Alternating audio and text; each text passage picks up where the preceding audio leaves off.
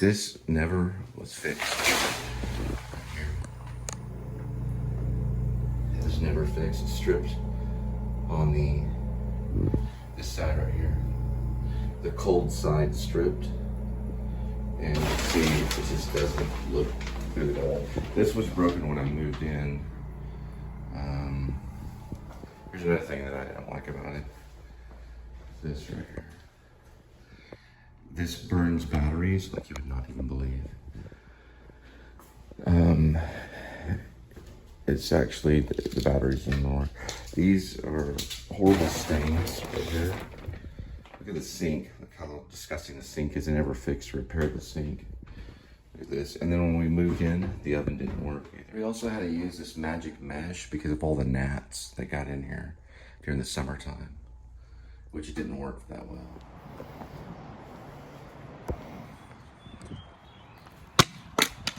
Also, just for rude people here too.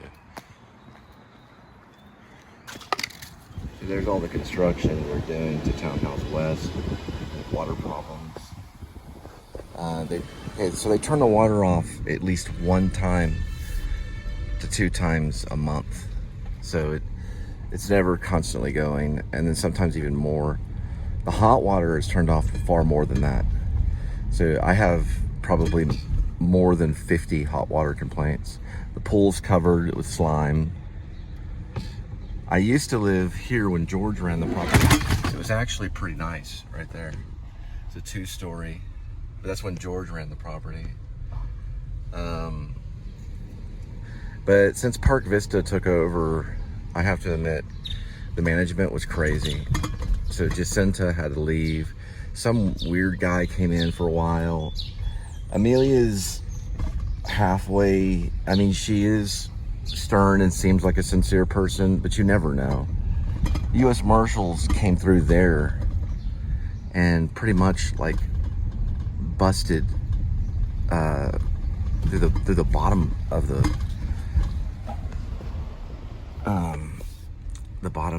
downstairs neighbor. They just basically just busted in, or they arrested both of the people, and then the lady was out the next day, so we don't know how serious it was. The landlord won't share any of the information, so we don't have really, we do have the names though, but we're not going to release those names for privacy reasons.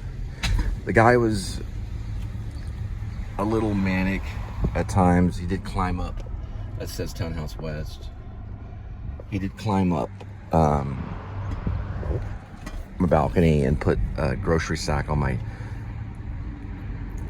the handle of my door, but it had like ripped up cigarette packages. He was like making a statement about cigarettes. I told him, you know, I do not smoke, and he went off on me and just started, you know, getting threatening. I don't know what happened afterwards, but I don't know how it invoked the U.S. Marshals. This is on a place called Las Vegas Trail, and that's West Freeway Church of Christ. It's famous because a crazy guy went in there with a shotgun a long time ago and killed 2 parishioners or 2 of the congregation, two of the body of the church. He shot them pretty much dead point. He was going to rob the tithe. It's all on the news. It happened several years ago. Well, they have security at churches now, so the guy shot him in the head about 25 feet or so, or I don't know if it was 50 feet or 25 feet, but it was a headshot and killed him, and they gave him a medal. Greg Abbott gave him the medal. I think they should have been giving counselors, to be honest, but then again, he probably would have went around killing everybody. I mean, there's certain, he had a shotgun, you know, and he already shot and killed 2 of the congregation, so that one is kind of it was justified because he was protecting the other members of the church. There were children there, old ladies, everything, so it had to be done. But the medal was given out with great honor, and Greg Abbott told the guy that he was proud of him for being steady and taking the shot, because churches have to protect themselves. We've had a lot of churches this happen in, and it's not, I'm not going to say it's exactly Christian, okay guys? That's the thing. I don't know if someone needs to minister to Greg Abbott, but we have to sit down and talk about that. You know, are we to pick up our swords? Because it says, put away your swords. So they rewarded that behavior. And it's when if you see the video of the U.S. Marshals going in the downstairs neighbor, it's force going against force. Okay, so Greg Abbott may have given out a medal, but is it exactly Christian? They need to talk to that about at their church and pray about it. That if that's a Christian act, what are Christians supposed to do? Now there are Christian soldiers, but they could have maybe tased them, have a better security team. Like a lot of those guys, and I know some of them because I used to be a member of a church, a lot of those guys, they just carry guns. They don't carry tasers. It's a one-shot deal. Yeah, it's kind of funny. You might get some laughter, but let me tell you something. They could have tased the guy, talked to him, and saved his soul. That's what a brave Christian does. They could have tased him. Bullets would have ran out. But if the cops would have got there, the cops would have definitely killed him. So, at least he died in a church. You know, we did a story on the Church of Christ shooting. We did do a vlog on it. When we first moved there, we found out about it. But anyway, I'm going to say that since Park Vista Townhouse West has improved a little bit, it needs improvement, especially with water issues. That's all I'm going to say for right now. I will release a review eventually. It's a long review. And also, I'd like for everyone to please pray for Linda. Unfortunately,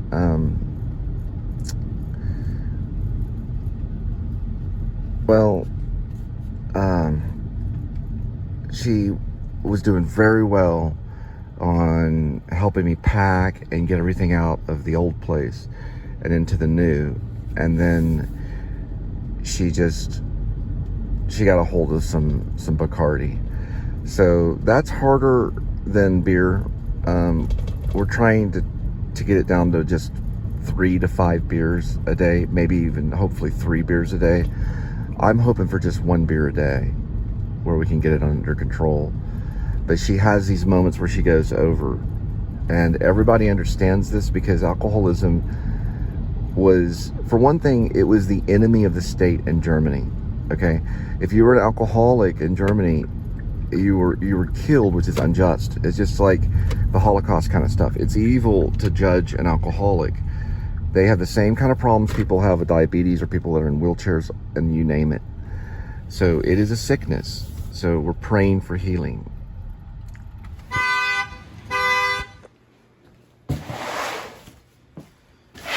was trying to find it the other day. Sweetie. Yeah, just give me a second.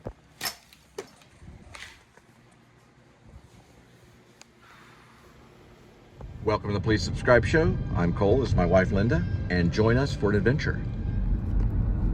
Just like in Grace, aka Werewolf. If anyone's read it, that dude. I'd read it. It's a masterpiece. I knew that dude. It's a masterpiece. Grace, aka Werevlog, is a masterpiece.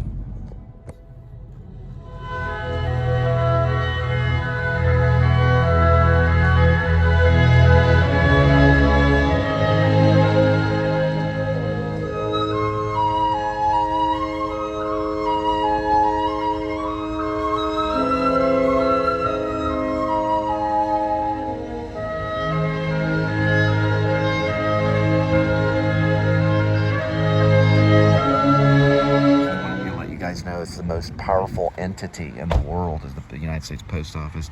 There is no more powerful entity in the globe. You're looking at it right there.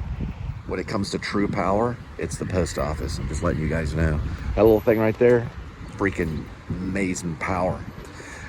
And I'm right about this. They're more powerful than all the armed forces and everything that we have on this planet. Anyway, I got to do a little thingy. It's kind of a top secret thing. Hang on just a second. Oh, yeah, okay. All right. You have a nice face. Are you a movie I star? think that they're already priced out real good for their gift.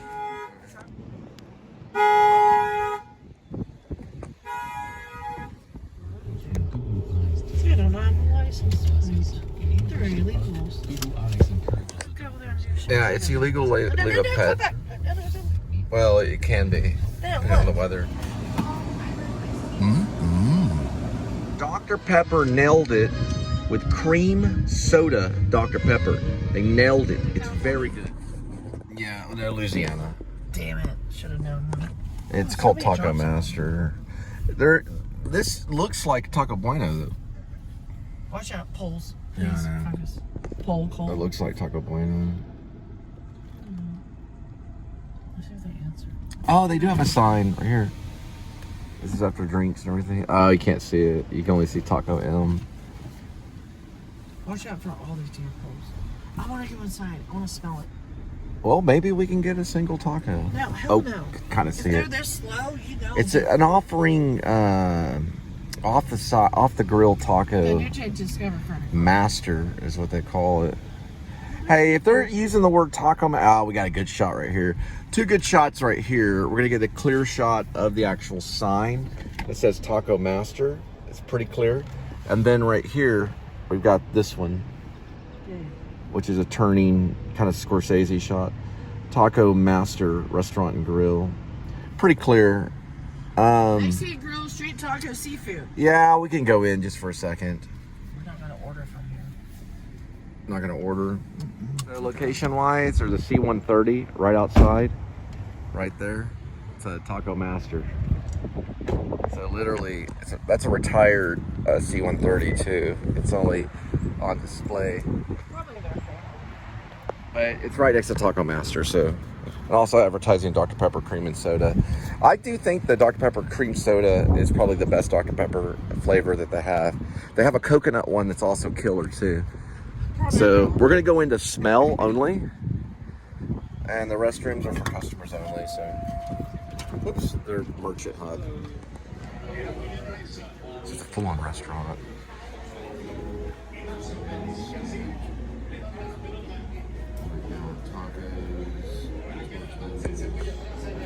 Oh, gorditas, burritos. There's a menu if you want to see it. Oh, okay. Oh, thank you. Chips and salsa. I'm just looking at it as like a magnifier. Oh, yeah, this is like, okay. From Formosa? Is that called so? Oh, Famosas? Yeah, there's a lot of these little dives all over Fort Worth. Oh, yeah, I saw those Fritos. Fritos. Fritos means fries. Mm-hmm. And that says Fritos.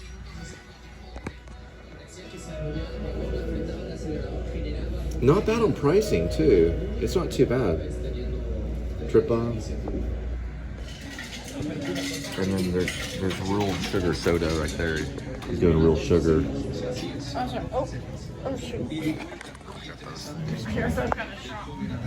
This is like Doctor. Oh, wow. That's awesome. Look at this. Doctor. Right. So it is 59 cents for the big Q. You have to get this right here, which is a brisket barbecue sandwich. That's good.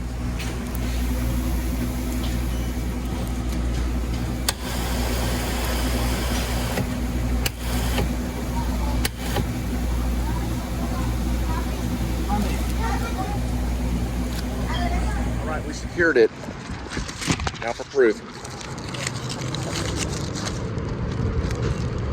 Hold out.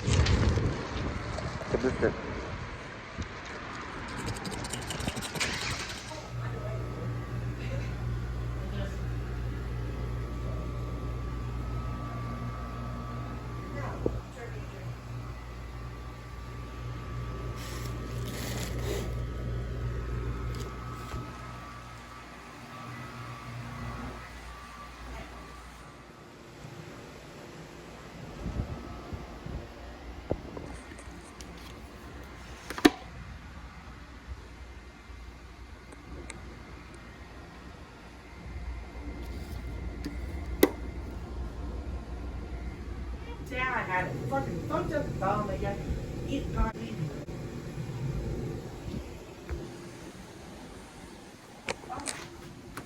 Maybe she needs to know. I'm gonna get stressed. You know.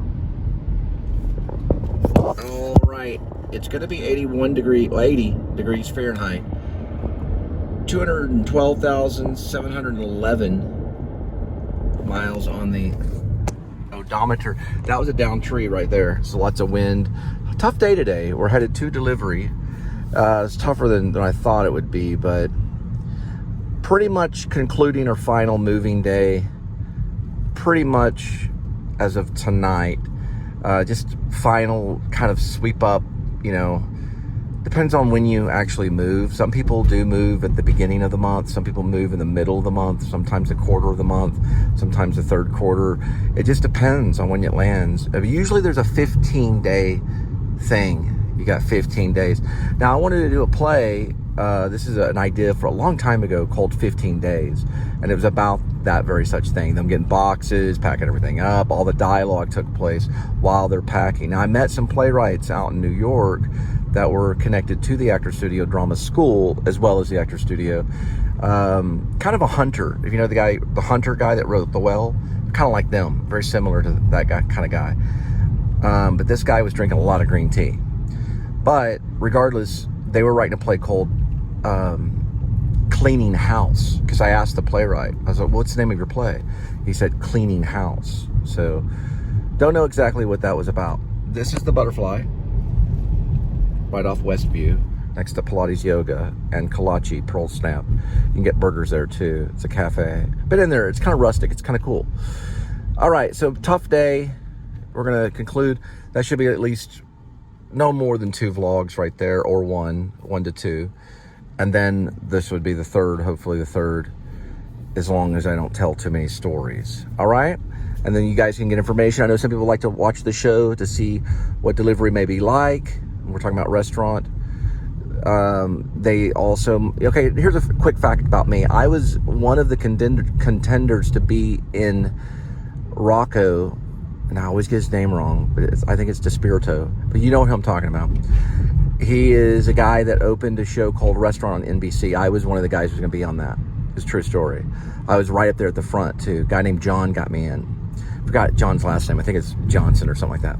But anyway, regardless, he got me in, and I got to see and meet some of the NBC executives, and I got to shake Rocco's hand. He's a famous chef.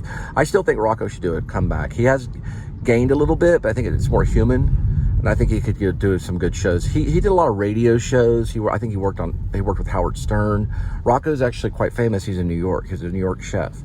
I was going to work for him in a series on NBC, same channel Seinfeld was on. This is a true story. And I lost to a guy that had a broken arm. Guy had a broken arm, and he was there all night. So when we arrived, he was already there camped out, and he got the role. Rocco gave it to him. Rocco later on got sued. All this stuff happened. He had to move on from NBC. I don't even know if it made a second series. It might have. I have to go back and look on Wikipedia. You can find it. Restaurant NBC, Wikipedia. My name's not mentioned because I was not cast. I was only a contender. I could have been a contender. Well, I was a contender. Regardless, this is kind of like my own show, but it has to just do with delivery for right now. It also has to do with stuff around side the delivery and things like that. For example, like moving day and U-Haul, a bunch of other stuff. Linda, of course, is a partner within the show. She's my wife, but she's also one of the creators. She's a co-creator. When we signed everything, we 50-50'd it. So, all right. So we're going to head off to delivery. First one, 5593 1.3. Dedicated to all the home videos made back in the 1980s through the 90s. We had 3 of them. Monsters of Nanny's House. That is correct. Should be in my Wikipedia. The other one is known as Adventures in Coffee. Very good. And the third one? The third one is known as Kidnapped by Carnivore. We made fun of Stephen Patrick Morrissey. He had 2 parodies with the original horror about it. A monsters in a nanny house. As in Nanny Wawa's house. I was the monster. You're looking at him. We used a crutch as a sword. Very Lynchian. Now we're gonna mark it. Going once, going all. Fort Worth Independent ISD being torn down and replaced, hopefully. It's all online, boys. All online. half the buildings in New York City are empty when it comes to office space. And it's hard to turn those types of buildings into apartments. Cash Jordan talks about it all the time. All these empty buildings, just space available in the sky. If you can sleep in an office, you're good to go in New York City. You can rent the office and just use it as an apartment. But you gotta bring a crapper. Looks like we got a skyline, and that's the Trinity River. The go-karts are on hold. I've entered into Lynch. This is Rockwood Mini Golf. Mini Golf. Coming this way, right here. There we go. Nobody's doing it. Nothing. The art house movie cinema is dead. Lynch said so. This, we're just dropping off pizza.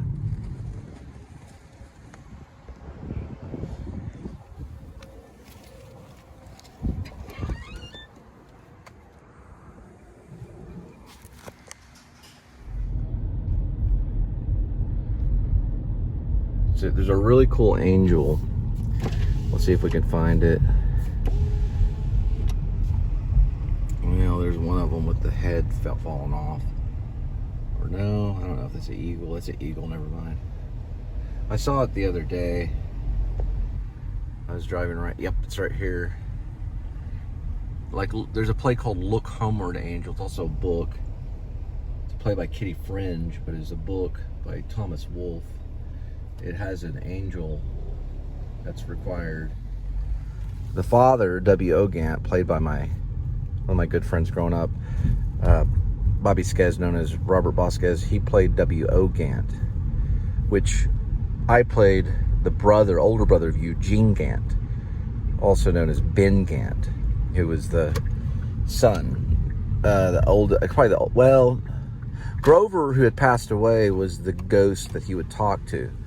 Ben would talk to his ghost brother, just like in the air, kind of like, hey, what's going on? And that was Ben Gant's brother named Grover. Eugene Gant, I forget the guy that played him as a younger guy. Jennifer Trimble played the French Madame. And this is all set in North Carolina, the Chapel Hill area. Anyway, it's a beautiful play. It was a book by Thomas Wolfe known as O Lost, which they edited and trimmed down to Look Homeward, Angel by the editors. They didn't understand O Lost. It was too much information. And it was also very poetic. So they kind of, he would go, Thomas Wolfe he died in his 30s it was like a tumor in the head, the brain, and he died on the operating table. But he would go into detail. Thomas Wolfe would cross the road. There'd be no plot, and it would go into memory. By the time he got to the other side of the road in the plot, he'd gone through hundreds of pages of his memory. He could think of his whole life very quickly. It all meant something to him. That was Eugene Gant, was the protagonist of Thomas Wolfe, another representation of Thomas Wolfe himself, who was kind of a protagonist in this world, trying to write these stories. There is a movie that has been made about the whole Thomas Wolfe thing, and that movie is called Genius. It's with a guy named Jude Law, and it shows the mania of Thomas Wolfe, which I don't think he had that type of mania. I think he was more like Jack Nance in Eraserhead. Okay, that's how I would have seen him. Very still, very thoughtful, but maybe not that crazy. But Jack Nance played a character in Eraserhead. I think Henry was the name, created by another great writer, David Lynch, who's also a painter and a filmmaker. But Thomas Wolfe was a character in himself. And so Jude Law played a very manic, crazy Thomas Wolfe, which, they say that he was that way. He talked a whole lot. Then the editors found him, and then they got him. 631.9, 4.3.